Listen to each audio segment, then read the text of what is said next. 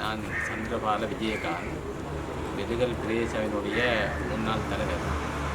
என்னென்னு சொன்னால், எங்களுடைய இலங்கத்துறை மோத்துவாரம் விகாரை அமைக்கப்பட்டது தொடர்பாக ஒரு தெளிவான விளக்கத்தை தரலாம்னு நினைக்கின்றேன். உண்மையிலேயே இந்த தமிழ் பிரதேசமான வெதுகல் பிரதேசத்திலே எந்தவித விகாரைகள் இருந்ததான எந்த அடையாளங்களும் உண்மையிலேயே கடந்த காலத்தில் இருக்கவில்லை.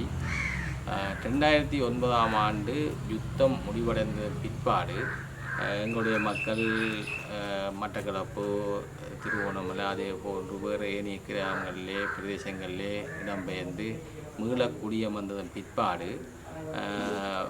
அதுக்கு பிற்பாடு வந்த அரசாங்கம், மஹிந்த ராஜபக்ச அரசாங்கத்திலே எங்களுடைய பாரம்பரியமாக இலங்கைத்துறை மோத்துவாரம் என்று சொல்லப்படுகின்ற அந்த மலையிலே குஞ்சுவாப்பா பிள்ளையார் ஆலயம் ஒன்று மிக நீண்ட காலமாக எங்களுடைய மூதாதைகள் எங்களுக்கு சொன்னதினப்படி அது நீண்ட காலமாக இருந்து வந்தது.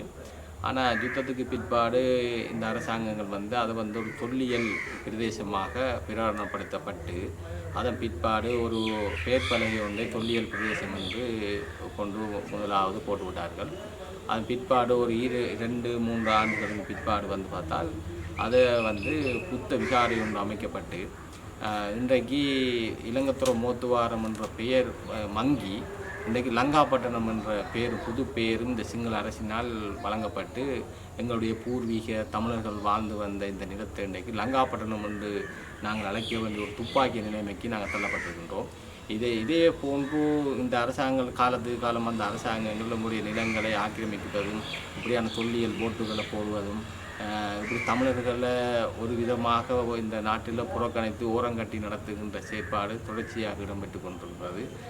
எனவே இந்த இலங்கைத்துறை மோத்துவாரத்தில் நாங்கள் அறிந்த வரைக்கு அப்படியான ஒரு விகாரைகள் இருந்ததுக்கு அடையாளமோ தொல்லியலுக்குரிய எந்த அடையாளமும் இருக்கவில்லை என்றது தான் என்னுடைய கருத்து. நன்றி.